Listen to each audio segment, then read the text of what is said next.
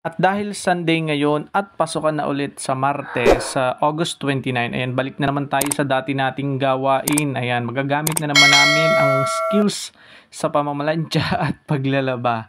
Ayan, tuwing Sunday kasi dapat ay panahon para mamalansya. At habang nagpapalansya nga tayo, ayan, malakas ang ulan at hangin. Kaya tamang-tama sa pagpapalansya ko, hindi masyadong mainit sa pakiramdam. Ayan, kita nyo naman pumapasok ang hangin galing sa likuran, kaya fresh air. At habang busy tayo sa pamamalansya, si Mami naman ay syempre busy din sa pag-aasikaso, pag-aayos ng gamit ni Ate Franz at ni Freya. Ayan, gumagawa siya ng mga names na ipandidikit niya dito sa bawat gamit nila, sa ballpen, sa notebook, sa pencil, kasi kailangan lahat may pangalan.